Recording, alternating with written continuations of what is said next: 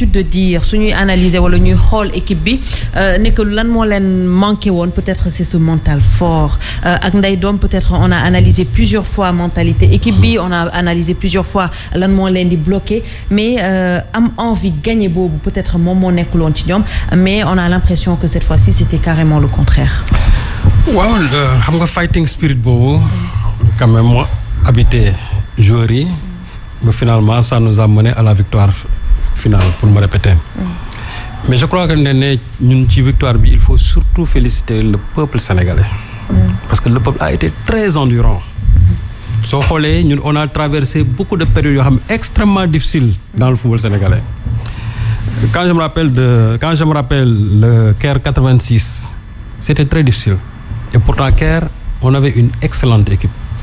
te soo gisee même Caire quand les gens se sont collés à l'équipe mooy surtout bi ñu dooree Zimbabwe les 3-0 les 3 buts de Bokandé parce que au premier tour quand on est allé au Zimbabwe on nous a battu par 1-0 mais au retour on a fait appel au Bokandé et consorts que Dieu ait pitié de son âme ñu door 3-0 et c'est là où on s'est qualifié et les Sénégalais sont mobilisés maintenant pour parce que depuis Asmara 68 on n'était plus allé en CAN donc mu nekk presque une nouveauté génération boobu loolu nag ça avait galvanisé le peuple sénégalais et aussi bu ñu fàtte on avait une très très bonne équipe parce que équipe boobu boo xoolee les Amadou Diop les Racine Kane et consorts les Pape Fall Oumar Touré ça vraiment c'était une forte équipe malheureusement gis nga bi ñu demee les conditions dans lesquelles en Égypte nit ñi éliminé et pourtant ki jëloon finale bi l'Égypte on l'a battu par 1-0 avec vraiment un football de rêve.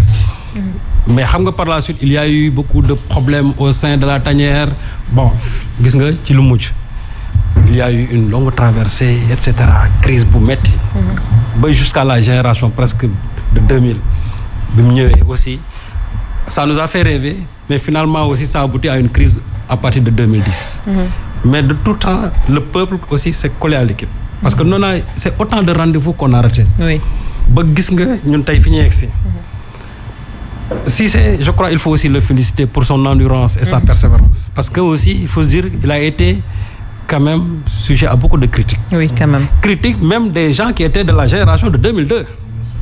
Et là ça m'a fait mal à un certain moment parce que des gens avec lesquels il était dans la même odyssée ñooñu ci boppam ñoom ñi ko doon critiquer vertement parce que am na ci ko xam ne vraiment chaque fois quand il prend la parole c'est pour critiquer Aliou Cissé.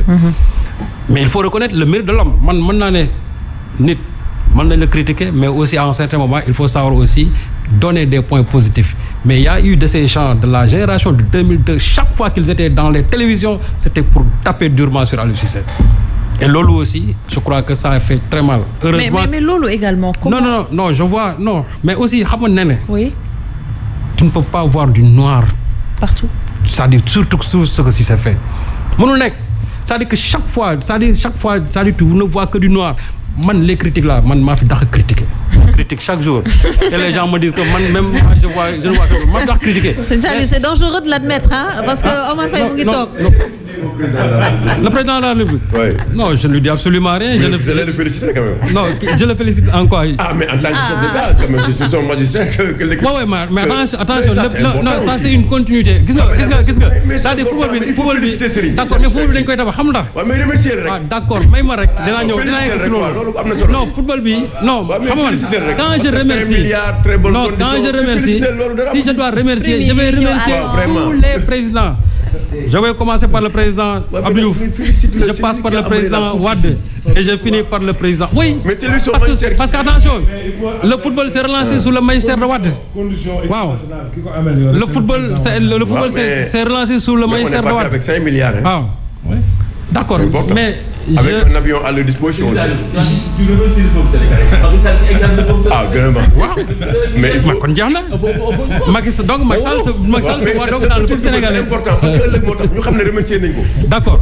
Je remercie le président Macky Sall. Bravo. Voilà, très bien. Merci beaucoup. Voilà.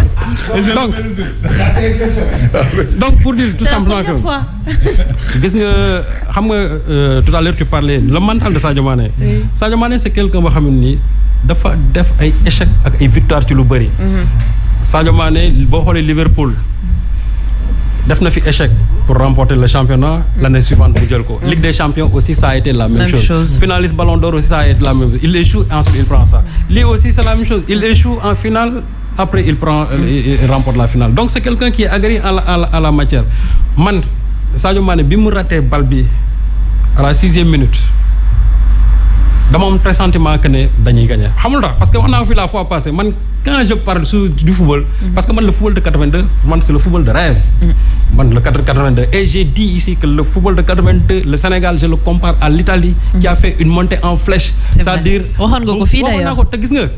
je te dis une chose finale Italie contre Allemagne 6e minute Tardelli rate un penalty. Wow.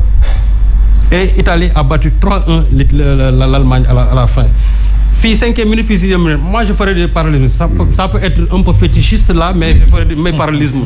Man, foofu laa jàppoon ne comme man mon équipe là, je la compare à l'Italie de 86, 82, bi ñu raté penalty bi, j'ai dit à mes amis, même si je ne regarde pas le football, le match. 82, Allemagne, il a éliminé la France. Par tir au but. Par tir au but. Et pourtant là. Après Platini est allé en Italie. Oui. Platini a dit que mu dem Italie. mu fa jouer 1 an. mu ne bu teeloon dem Italie teeloon génn kenn du éliminé. Oui, mais c'est xam nga aussi. France Allemagne du ko éliminé. Président. Cela montre quoi. Président, c'est-à-dire là. Cela montre qu'aujourd'hui. Là aussi bu ñu tukkee wala ñu changé. Mais oui, mais président, là aussi, ce qui a manqué à la France, c'est que la France n'avait pas de fighting spirit. C'est-à-dire mentalité bobo. Parce que tu ne peux pas mener une équipe. Le deuxième mi-temps, 3-1, et tu perds le match. C'est-à-dire que fighting spirit bobo. C'est le mental. Platini mu ko jàngee Italie. Oui. ñeneen ñu ko dañu génn dem jàngi ko. aussi. bu ñu génnee dem Liverpool ak dem. Très bien, voilà. Avec Liverpool dafa acquérir une certaine expérience. muy Kalidou mu ñeen. Expérience ñu acquérir nag ñu nekk ensemble moo ñu permettre tey équipe bi nekk à ce niveau là. Donc daal nee na pour finir. Oui. Je crois que comme ni ko Omar waxee léegi il faut aussi se féliciter de l'expertise locale. Aliou Cissé c'est un produit local. Il faut avoir confiance aux nationaux. Ça c'est extrêmement important. muy dans tous les domaines. man dama jàpp ne entraîneur bi ñu waroon indil tey coupe bi c'est-à-dire dafa war a soxeekoo fii.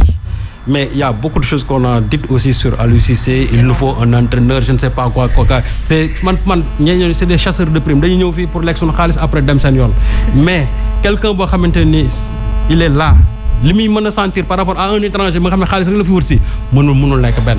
Et je crois que c'est ça que Aliou Cissé a réussi. Et désormais il faudra quand même qu'on pense aussi à relancer le football national. Ça doit être un déclic pour relancer le football national. Mais loolu nag ça passe par beaucoup de choses. Parce que bu ñu nee égyptiens yi ñoom ñu ci bëri c'est des locaux. C'est parce que ils ont non seulement les infrastructures qu'il faut, mais ils ont aussi les salaires qu'il faut. bu fekkee ne lañ lay fay ci biti ak terrain ya ngay football ci biti am nga ko sa biir kër joxul soxlawul ngay génne.